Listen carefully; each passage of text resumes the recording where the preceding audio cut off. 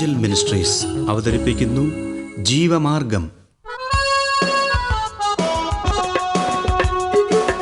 സർവലോകവും നേടിയാലും സമ്പത്ത് കുന്നുപോൽ കൂട്ടിയാലും ജുർമിക്കും ലോകത്തിൽ വാഴും.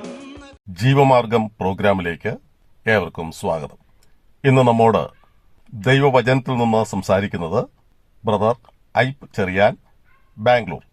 പ്രാർത്ഥനയോടെ ഈ സന്ദേശം ശ്രവിച്ചാലും. അപ്പോസ്തല പ്രവൃത്തികളുടെ പുസ്തകം 17-ാം അധ്യായം 10 മുതലുള്ള വാക്യങ്ങൾ ഞാൻ വായിക്കുന്നു. സഹോദരന്മാർ ഉടനെ രാത്രിയിൽ തന്നെ പൗലോസിനെയും ശീലാസിനെയും ബെരോവയ്ക്ക് പറഞ്ഞയച്ചു. അവിടെ എത്തിയാറെ അവർ യഹൂദന്മാരുടെ പള്ളിയിൽ പോയി. അവർ തെസ്സലോനിക്കയിലുള്ളവരെക്കാൾ ഉത്തമന്മാരായിരുന്നു. അവർ വചനം പൂർണ്ണ ജാഗ്രതയോടെ കൈക്കൊണ്ടതല്ലാതെ അത് അങ്ങനെ തന്നെയോ എന്ന് ദിനം പ്രതി തിരുവെഴുത്തുകളെ പരിശോധിച്ചു പോന്നു.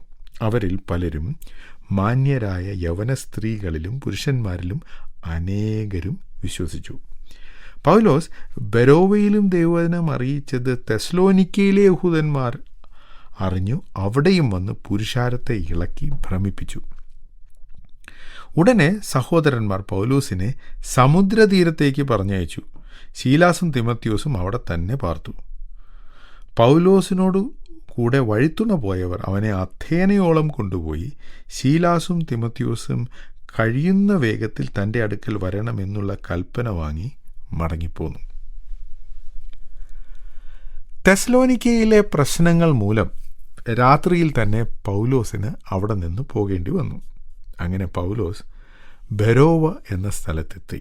അവിടെ പൗലോസ് മാത്രമല്ല, ശീലാസും എത്തി, കൂടെയുള്ള തിമത്യോസും. അവർ ബെരോവയിലെത്തി അവിടെയും പതിവ് പോലെ യഹൂദന്മാരുടെ പള്ളിയിൽ പോയി. ഇതാണ് അവരുടെ ഒരു പ്രാക്ടീസ്. എവിടെ യഹൂദന്മാരുടെ പള്ളിയുണ്ടോ അവിടെ പോയി അവരോട് സംസാരിക്കുക. കാരണം യഹൂദന്മാർക്കും പൗലോസിനും ശീലാസിനും കോമൺ ആയിട്ടുള്ള പൊതുവിലുള്ള ഒരു കാര്യം യഹൂദ മതവിശ്വാസമാണ്. മാത്രമല്ല യഹൂദന്മാരുടെ തിരുവെഴുത്താണ് അന്ന് ആകെക്കൂടെയുള്ള ദൈവവചനം. അല്ലാതെ എഴുതപ്പെട്ട ദൈവവചനം ഇല്ല. പഴയ നിയമം മാത്രമേ ഉള്ളൂ. പുതിയ നിയമത്തിലെ പുസ്തകങ്ങളൊന്നും എഴുതിയിട്ടില്ല. അപ്പോൾ തിരുവെഴുത്തെന്ന് പറയുന്നത് പഴയ നിയമമാണ്. ഇത് യഹൂദന്മാർ അംഗീകരിക്കുകയും വിശ്വസിക്കുകയും ചെയ്തിരുന്നതുകൊണ്ട് ആ തിരുവെഴുത്തുകളെ അടിസ്ഥാനമാക്കി യഹൂദന്മാരോട് യേശുവാണ് നിങ്ങൾ പ്രതീക്ഷിക്കുന്ന മെശിഹ എന്ന് പറയാൻ എളുപ്പമാണ്. ആ രീതിയാണ് പൗലോസും ശീലാസും അവലംബിച്ചത്. അതുകൊണ്ടാണ് അവർ ബെരോവിലെ പള്ളിയിൽ പോയത്. അവിടെ അവർ അവരുടെ തിരുവെഴുത്തുകളിൽ നിന്നും യേശുവാണ് മെശിഹ എന്ന് പ്രസംഗിച്ചു. ഇന്ന് ക്രിസ്തീയ പള്ളികളിൽ പോകുന്ന പലരും ബൈബിൾ കൊണ്ടുപോകും, അവരുടെ കയ്യിൽ കൊണ്ടുപോകും. ഇന്ന് ബൈബിൾ കൊണ്ടുപോകേണ്ട കാര്യമില്ല, കാരണം ഫോണിൽ തന്നെ ബൈബിളുണ്ട്. എന്നാൽ ആ കാലത്ത് അവർക്ക് ഓരോരുത്തർക്കും വായിക്കുവാൻ ബൈബിൾ പ്രതികൾ ഉണ്ടായിരുന്നില്ല. ബൈബിൾ എന്ന് പറയുന്നത് പഴയ നിയമ തിരുവെഴുത്തുകളാണ് എന്ന് ഞാൻ പറഞ്ഞല്ലോ. അതിൻ്റെ ചില ഭാഗങ്ങൾ മാത്രമേ ഒരു പക്ഷേ ഒരു സിനഗോഗിൽ അല്ലെങ്കിൽ യഹൂദന്മാരുടെ പള്ളിയിൽ കാണുകയുള്ളൂ. ഇതിന് വളരെ വലുപ്പമുണ്ട്. മാത്രമല്ല കയ്യിൽ കൊണ്ടു നടക്കാൻ പറ്റുകയില്ല, കാരണം തോൽ ചുരുളുകൾ ആണല്ലോ. എന്നാൽ ബെരോവയിലുള്ളവർക്ക് ദൈവവചനം പരിശോധിക്കുവാൻ ഒരു മാർഗമുണ്ടായിരുന്നു. അതെന്താണെന്ന് നമുക്കറിഞ്ഞുകൂടാ. ഒരു പക്ഷേ അവിടെ സമ്പന്നനായ ഒരാൾ ഉണ്ടായിരുന്നിരിക്കാം. അയാളുടെ കയ്യിൽ മുഴുവൻ പഴയ നിയമത്തിൻ്റെയും ഒരു പ്രതി ഉണ്ടായിരുന്നിരിക്കാം. അല്ലെങ്കിൽ പലരുടെ കയ്യിൽ ഉള്ള പ്രതികൾ ചേർത്ത് വെച്ചാൽ ഒരു സമ്പൂർണ്ണ പഴയ നിയമം ഉണ്ടായിരുന്നിരിക്കാം. നമുക്കറിഞ്ഞുകൂടാ. പൗലോസും ശീലാസും ദൈവവചനത്തെ അടിസ്ഥാനമാക്കി യേശുവാണ് യഹൂദന്മാർ കാത്തിരിക്കുന്ന മശിഹ അല്ലെങ്കിൽ ക്രിസ്തു എന്ന് പറഞ്ഞു. അത് അവർക്ക് കൺവിൻസിങ് ആയിരുന്നു. പക്ഷേ അവർ ഒരു കാര്യം കൂടി ചെയ്തു. ബെരോവയിലുള്ള യഹൂദന്മാർ പൗലോസും ശീലാസും പറഞ്ഞത് കേട്ടതുപോലെ വിശ്വസിക്കുകയല്ല, മറിച്ച് അവർ തൊട്ടടുത്ത അവസരത്തിൽ തന്നെ അവർ പഴയ നിയമ തിരുവെഴുത്തുകളിൽ പോയി പരിശോധിച്ചു. പൗലോസ് പറയുന്നത് ശരിയാണോ അല്ലയോ എന്ന്. ഇതിൻ്റെ അടിസ്ഥാനത്തിലാണ് ബെരോവയിലുള്ളവർ തെസ്സലോനിക്കയിലുള്ളവരെക്കാൾ ഉത്തമന്മാരായിരുന്നു എന്ന് പറയുന്നത്. തെസ്സലോനിക്കയിലുള്ളവർ ഉത്തമന്മാരല്ലായിരുന്നു. കാരണം അവർ വിശ്വസിച്ചില്ല. വിശ്വസിക്കാഞ്ഞതിൻ്റെ ഒരു കാരണം പൗലോസും ശീലാസും പറയുന്നത് ശരിയാണോ എന്ന് വെരിഫൈ ചെയ്യാൻ, പരിശോധിച്ച് നോക്കാൻ അവർക്ക് മനസ്സില്ലായിരുന്നു. അവർ അപ്പാടെ അവരുടെ സന്ദേശം തള്ളിക്കളഞ്ഞു. അത് അവിശ്വാസികളായ യഹൂദന്മാരാണ് ബെരോവയിലുള്ളവരെക്കാൾ മോശക്കാരെന്നാണ് ഈ പറഞ്ഞിരിക്കുന്നതിൻ്റെ അർത്ഥം. അല്ലാതെ തെസ്സലോനിക്കയിലുള്ള വിശ്വാസികൾ ബെരോവയിലുള്ളവരെക്കാൾ മോശമാണെന്നല്ല അതിൻ്റെ അർത്ഥം.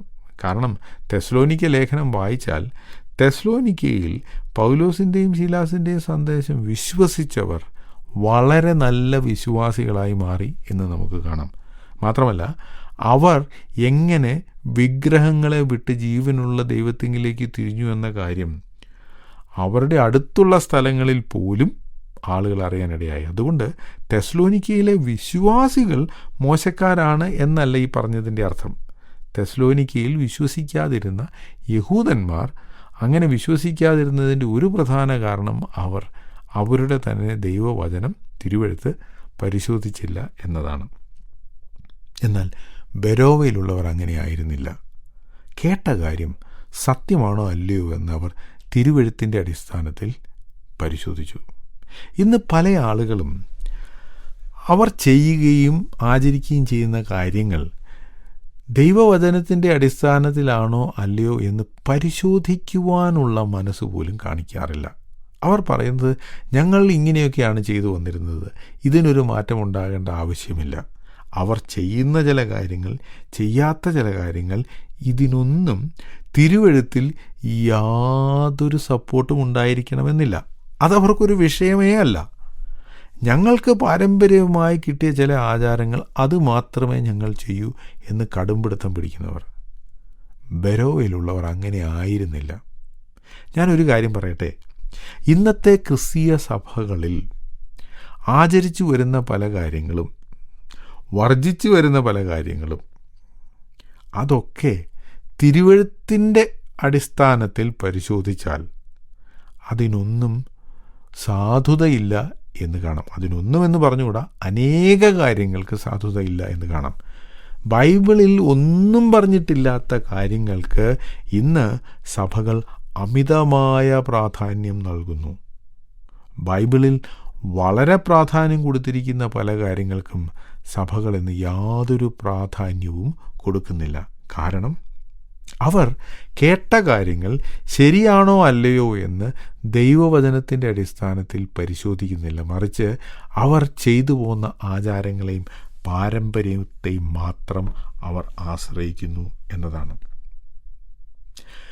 ബെരോവയിലുള്ളവർ അങ്ങനെയാണ് ഉത്തമന്മാരായത്. അവിടെ അനേകർ വിശ്വസിച്ചു.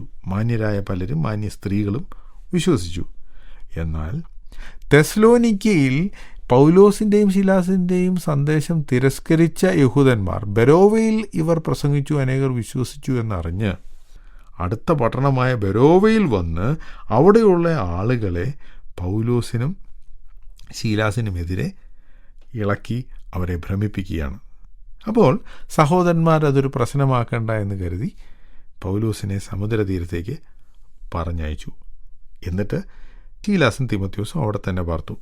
അതിൻ്റെ ഒരു കാരണം, ഒരു സ്ഥലത്ത് ഒരു പ്രശ്നമുണ്ടെങ്കിൽ ആ പ്രശ്നത്തിൽ നിന്ന് ഒഴിവാകുക, അല്ലാതെ ആ പ്രശ്നം ഉണ്ടാക്കുന്നവരോട് ഫൈറ്റ് ചെയ്ത് അവരെ തോൽപ്പിക്കുക, അതല്ല ദൈവവചനം നമ്മെ പഠിപ്പിക്കുന്നത്.